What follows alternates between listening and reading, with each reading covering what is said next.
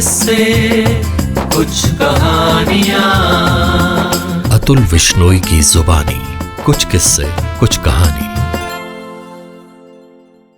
दोस्तों, आज जो आपके लिए कहानी में लेकर आया हूं वो मशहूर लेखक सादत अली मंटो की लिखी हुई है, जिसका शीर्षक है टोबा टेक सिंह। आइए कहानी शुरू करते हैं। टोबा टेक सिंह। बंटवारे के 2-3 साल बाद पाकिस्तान और हिंदुस्तान की हुकूमतों को ख्याल आया कि अखलाकी कैदियों की तरह पागलों का भी तबादला होना चाहिए, यानी जो मुसलमान पागल हिंदुस्तान के पागल खानों में हैं उन्हें पाकिस्तान पहुंचा दिया जाए, और जो हिंदू और सिख पाकिस्तान के पागल खानों में हैं उन्हें हिंदुस्तान के हवाले कर दिया जाए। मालूम नहीं ये बात माकूल थी या गैर माकूल। बहरहाल दानिशमंदों के फैसले के मुताबिक इधर उधर ऊंची सतह की कॉन्फ्रेंसें हुईं और दिन आखिर एक दिन पागलों के तबादले के लिए मुकर्रर हो गया। अच्छी तरह छानबीन की गई। वो मुसलमान पागल जिनके लवाहिकीन यानी संबंधी हिंदुस्तान ही में थे वहीं रहने दिए गए थे। बाकी जो थे उनको सरहद पर रवाना कर दिया गया। यहां पाकिस्तान में चूंकि करीब करीब तमाम हिंदू सिख जा चुके थे, इसलिए किसी को रखने रखाने का सवाल ही पैदा न हुआ। जितने हिंदू सिख पागल थे सब के सब पुलिस की हिफाजत में सरहद पर पहुंचा दिए गए। उधर का मालूम नहीं, लेकिन इधर लाहौर के पागल खानों में जब इस तबादले की खबर पहुंची तो बड़ी दिलचस्प चीमें गोइयां होने लगीं।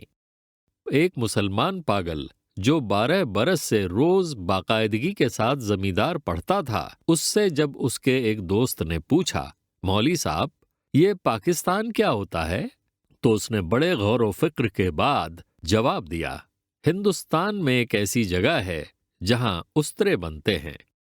ये जवाब सुनकर उसका दोस्त मुतमईन हो गया। इसी तरह एक और सिख पागल ने एक दूसरे सिख पागल से पूछा, सरदार जी हमें हिंदुस्तान क्यों भेजा जा रहा है, हमें तो वहां की बोली नहीं आती। दूसरा मुस्कुराया, मुझे तो हिंदुस्तान की बोली आती है, हिंदुस्तानी बड़े शैतानी आकड़ आकड़ फिरते हैं। एक मुसलमान पागल ने नहाते नहाते पाकिस्तान जिंदाबाद का नारा इस जोर से बुलंद किया कि फर्श पर फिसल के गिरा और बेहोश हो गया।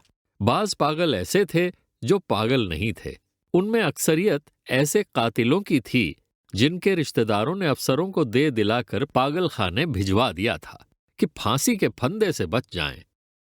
ये कुछ कुछ समझते थे कि हिंदुस्तान क्या तकसीम हुआ और ये पाकिस्तान क्या है, लेकिन सही वाकयात से ये भी बेखबर थे। अखबारों से कुछ पता नहीं चलता था और पहरेदार सिपाही अनपढ़ और जाहिल थे। उनकी गुफ्तगू यानी बातचीत से भी वो कोई नतीजा बरामद नहीं कर सकते थे। उनको सिर्फ इतना मालूम था कि एक आदमी मोहम्मद अली जिन्ना है जिसको कायदे आजम कहते हैं। उसने मुसलमानों के लिए एक अलहदा मुल्क बनाया है जिसका नाम पाकिस्तान है। ये कहाँ है, इसका महले वकू यानी स्थल क्या है, इसके मुताल्लिक वो कुछ नहीं जानते थे। यही वजह है कि पागल खाने में वो सब पागल जिनका दिमाग पूरी तरह माऊफ नहीं हुआ था इस मखमसे में गिरफ्तार थे कि वो पाकिस्तान में हैं या हिंदुस्तान में। अगर हिंदुस्तान में हैं तो पाकिस्तान कहाँ है? अगर वो पाकिस्तान में हैं तो ये कैसे हो सकता है कि वो कुछ अरसा पहले यहां रहते हुए भी हिंदुस्तान में थे? एक पागल तो पाकिस्तान और हिंदुस्तान और पाकिस्तान के चक्कर में कुछ ऐसा गिरफ्तार हुआ कि और ज्यादा पागल हो गया। झाड़ू देते देते एक दिन दरख्त पर चढ़ गया और टहनी पर बैठकर 2 घंटे मुस्तकिल तकरीर करता रहा, जो पाकिस्तान और हिंदुस्तान के नाजुक मसले पर थी। सिपाहियों ने उसे नीचे उतरने को कहा तो वो और ऊपर चढ़ गया। डराया धमकाया गया तो उसने कहा, मैं न हिंदुस्तान में रहना चाहता हूं न पाकिस्तान में, मैं इस दरख्त पर ही रहूंगा। एक एमएससी पास रेडियो इंजीनियर में, जो मुसलमान था और दूसरे पागलों से बिल्कुल अलग थलग, बाग की एक खास रविश यानी क्यारी पर सारा दिन खामोश टहलता रहता था। ये तब्दीली नमूदार हुई कि उसने तमाम कपड़े उतारकर दफादार के हवाले कर दिए और नंग धड़ंग सारे बाग में चलना शुरू कर दिया। यन्यूट के एक मोटे मुसलमान पागल ने, जो मुस्लिम लीग का एक सरगर्म कारकुन था और दिन में 15-16 मर्तबा नहाता था, यकलख्त यानी एकदम ये आदत तर्क कर दी यानी छोड़ दी। उसका नाम मोहम्मद अली था। चुनांचे उसने एक दिन अपने जिंगले में ऐलान कर दिया कि वो कायदे आजम मोहम्मद अली जिन्ना है। उसकी देखा देखी एक सिख पागल मास्टर तारा सिंह बन गया। करीब था कि उस जिंगले में खून खराबा हो जाए, मगर दोनों को खतरनाक पागल करार देकर अलहदा अलहदा बंद कर दिया गया। लाहौर का एक नौजवान हिंदू वकील था जो मोहब्बत में मुब्तिला होकर पागल हो गया था। जब उसने सुना कि अमृतसर हिंदुस्तान में चला गया है तो उसे बहुत दुख हुआ। इसी शहर की एक हिंदू लड़की से उसे मोहब्बत हो गई थी। गो उसने इस वकील को ठुकरा दिया था, मगर दीवानगी की हालत में भी वो उसको नहीं भूला था। चुनांचे वो उन तमाम मुस्लिम लीडरों को गालियां देता था जिन्होंने मिल मिलाकर हिंदुस्तान के 2 टुकड़े कर दिए। उसकी महबूबा हिंदुस्तानी बन गई और वो पाकिस्तानी।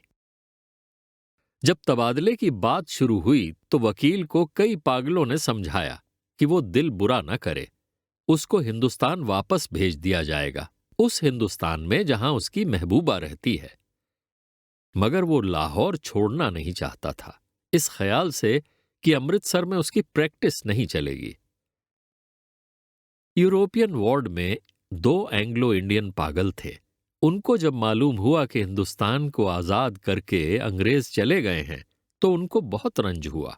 वो छुप छुप कर इस मसले पर गुफ्तगू करते रहते कि पागल खाने में उनकी हैसियत क्या होगी, यूरोपियन वार्ड रहेगा या उड़ जाएगा, ब्रेकफास्ट मिलेगा या नहीं, क्या उन्हें डबल रोटी के बजाय ब्लडी इंडियन चपाती तो जहर मार नहीं करनी पड़ेगी। एक सिख था जिसको पागल खाने में दाखिल हुए 15 बरस हो चुके थे। हर वक्त उसकी जबान पर अजीब व गरीब अल्फाज सुनने में आते थे। ओपड़ी गुड़गुड़ दी, एंकस दी, बेध्याना विमंग दी, बाल ऑफ दी लालटेन। वो न दिन में सोता था न रात में। पहरेदारों का कहना था कि 15 बरस के तवील अरसे में एक लम्हे के लिए भी नहीं सोया, लेटा भी नहीं था। अलबत्ता किसी दीवार के साथ टेक लगा लेता था। हर वक्त खड़ा रहने से उसके पांव सूज गए थे, पिंडलियां भी फूल गई थी, मगर इस जिस्मानी तकलीफ के बावजूद वो लेटकर आराम नहीं करता था। हिंदुस्तान, पाकिस्तान और पागलों के तबादले के मुतल्लिक जब कभी पागल खाने में गुफ्तगू होती थी तो वो गौर से सुनता था। कोई उससे पूछता कि उसका क्या ख्याल है तो बड़ी संजीदगी से जवाब देता, ओपड़ी गुड़गुड़ दी, annexe the, बेध्याना विमंग the, wall of दी पाकिस्तान गवर्नमेंट।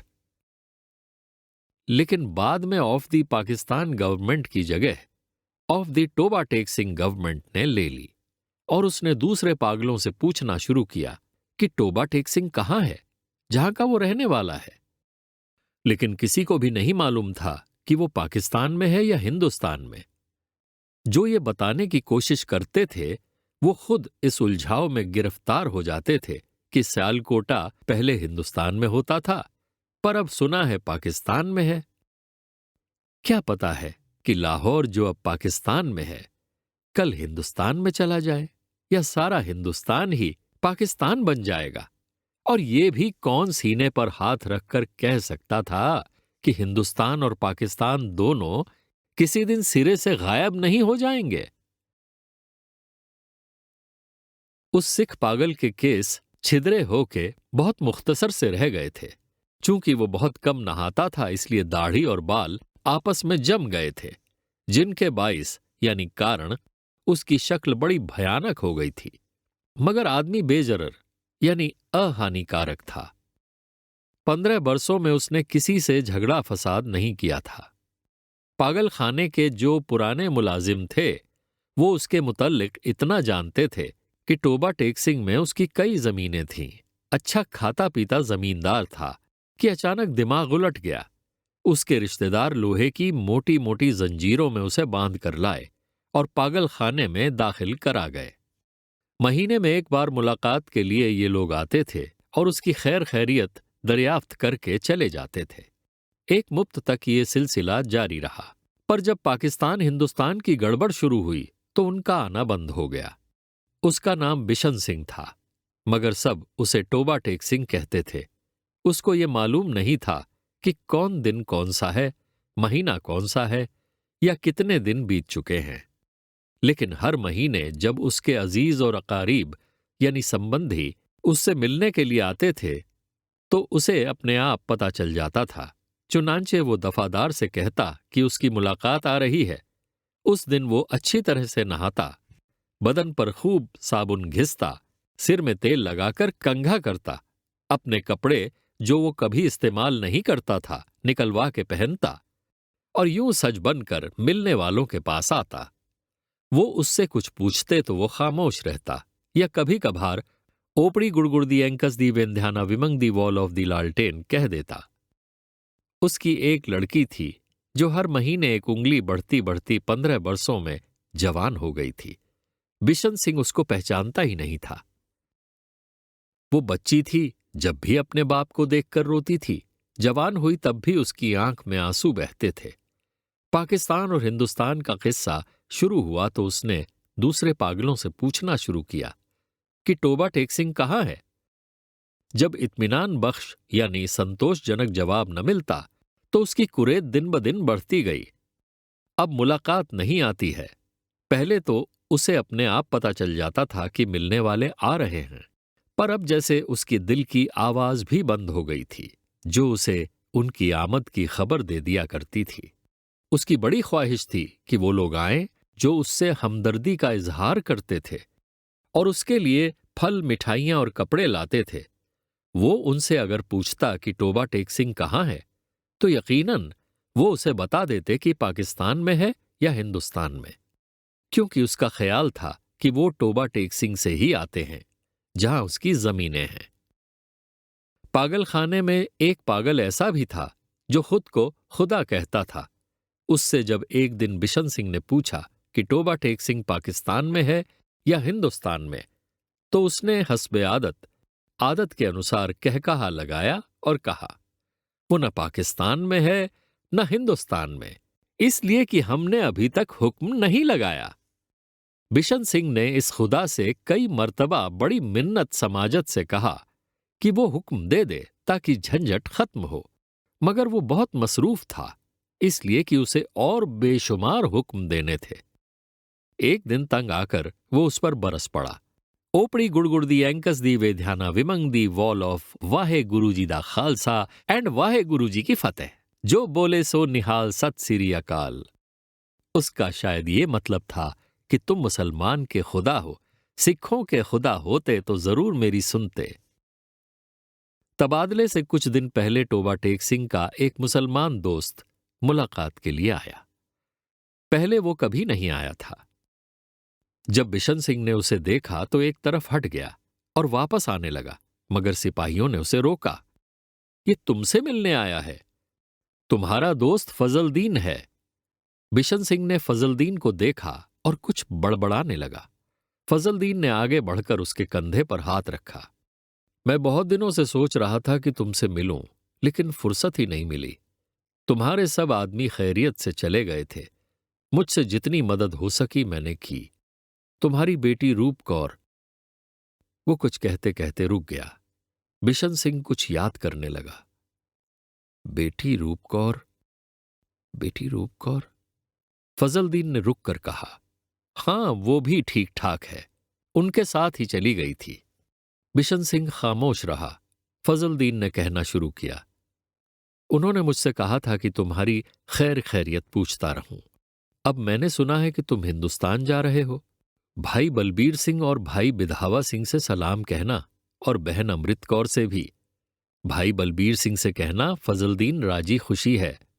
वो भूरी भैंसें जो वो छोड़ गए थे उनमें से एक ने कट्टा दिया है, दूसरे के कट्टी हुई थी, पर वो 6 दिन की होके मर गई। और मेरे लायक जो खिदमत हो वो कहना, मैं हर वक्त तैयार हूं। और ये तुम्हारे लिए थोड़े से मरूंडे लाया हूं। बिशन सिंह ने मरूंडे की पोटली लेकर पास खड़े सिपाही के हवाले कर दी और फजलदीन से पूछा, टोबा टेक सिंह कहाँ है? टोबा टेक सिंह? उसने कदरे हैरत से कहा, कहाँ है? वही है जहां था। बिशन सिंह ने पूछा, पाकिस्तान में या हिंदुस्तान में? हिंदुस्तान में। नहीं नहीं, पाकिस्तान में। फजलदीन बौखला सा गया। बिशन सिंह बड़बड़ाता हुआ चला गया। ओपड़ी गुड़गुड़ दी एंकस दी बेंध्याना विमंग दी वॉल ऑफ दी पाकिस्तान एंड हिंदुस्तान ऑफ दी है फिटे मुंह। तबादले की तैयारियां मुकम्मल हो चुकी थी। इधर से उधर, उधर से इधर आने वाले पागलों की फहरिस्तें यानी सूचियां पहुंच गई थीं। तबादले का दिन भी मुकर्रर हो गया था। सख्त सर्दियां थीं। जब लाहौर के पागलखाने से हिंदू सिख पागलों से भरी हुई लारियां पुलिस के मुहाफिज दस्ते के साथ रवाना हुईं, तो मुतल्लिका यानी संबंधित अफसर भी हमराह थे। वाघा के बॉर्डर पर तरफैन के यानी दोनों तरफ से सुपरिंटेंडेंट एक दूसरे से मिले और इब्तिदाई कार्रवाई खत्म होने के बाद तबादला शुरू हो गया, जो रात भर जारी रहा। पागलों को लारियों से निकालना और उनको दूसरे अफसरों के हवाले करना बड़ा कठिन काम था। बाज तो बाहर निकलते ही नहीं थे। जो निकलने पर रजामंद होते थे उनको संभालना मुश्किल हो जाता था, क्योंकि इधर उधर भाग उठते थे। जो नंगे थे उनको कपड़े पहनाए जाते तो वो फाड़ कर अपने तन से जुदा कर देते। कोई गालियां बक रहा था तो कोई गा रहा था। आपस में लड़ झगड़ रहे हैं, रो रहे हैं, बक रहे हैं, कान पड़ी आवाज सुनाई नहीं देती थी। पागल औरतों का शोरो गोगा अलग था और सर्दी इतनी कड़ाके की थी कि दांत बज रहे थे। पागलों की अक्सरियत इस तबादले के हक में नहीं थी, इसलिए कि उनकी समझ में आता था कि उन्हें अपनी जगह से उखाड़ कर कहां फेंका जा रहा है। चंद जो कुछ सोच रहे थे, पाकिस्तान जिंदाबाद के नारे लगा रहे थे। 2-3 मर्तबा फसाद होते होते बचा, क्योंकि बाज मुसलमान और सिखों को ये नारे सुनकर तैश आ गया। जब बिशन सिंह की बारी आई और वाघा के उस पार मुतल्लका अफसर उसका नाम रजिस्टर में दर्ज करने लगा, तो उसने पूछा, टोबा टेक सिंह कहाँ है? पाकिस्तान में या हिंदुस्तान में? मुतल्लका अफसर हंसा, पाकिस्तान में। ये सुनकर बिशन सिंह उछलकर एक तरफ हटा और दौड़कर अपने बाकी मांदा साथियों के पास पहुंच गया। पाकिस्तानी सिपाहियों ने उसे पकड़ लिया और दूसरी तरफ ले जाने लगे, मगर उसने चलने से इनकार कर दिया और जोर जोर से चिल्लाने लगा, टोबा टेक सिंह कहाँ है? ओपड़ी गुड़गुड़ दी एंकस दी वेंध्याना विमंग दी वॉल of the Toba Tek Singh and Pakistan. उसे बहुत समझाया गया कि देखो, अब टोबा टेक सिंह हिंदुस्तान में चला गया है। अगर नहीं गया तो उसे फौरन वहां भेज दिया जाएगा, मगर वो ना माना। जब उसको जबरदस्ती दूसरी तरफ ले जाने की कोशिश की गई तो वो दरमियान में एक जगह इस अंदाज में अपनी सूजी हुई टांगों पर खड़ा हो गया जैसे अब उसे वहां से कोई ताकत नहीं हटा सकेगी। आदमी चूंकि बेजरर था, इसलिए उससे मजीद जबरदस्ती न की गई।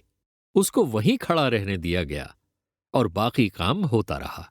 सूरज निकलने से पहले साकित और साकिन शांत। बिशन सिंह हलक से एक फलक शगाफ, आसमान को फाड़ देने वाली चीख निकली। इधर से उधर कई अफसर दौड़ आए और देखा कि वो आदमी जो 15 बरस तक दिन रात अपनी टांगों पर खड़ा रहा, औंधे मुंह लेटा था। उधर खारदार तारों के पीछे हिंदुस्तान था, इधर वैसे ही तारों के पीछे पाकिस्तान। दरमियान में जमीन के इस टुकड़े पर, जिसका कोई नाम नहीं था, टोबा टेक सिंह पड़ा था। अभी आप सुन रहे थे अतुल विश्नोई की आवाज में सादत अली मंटो की ये रचना टोबा टेक सिंह। आशा है आपको ये कहानी पसंद आई होगी। दोस्तों, यदि आपने अभी तक हमारे YouTube चैनल को सब्सक्राइब नहीं किया है तो कृपया इसे अभी सब्सक्राइब कर लें, ताकि आपको आने वाली सभी कहानियों की पूर्व सूचना हमेशा मिलती रहे। कुछ किस्से, कुछ कहानियां, अतुल विश्नोई की जुबानी। कुछ किस्से, कुछ कहानी।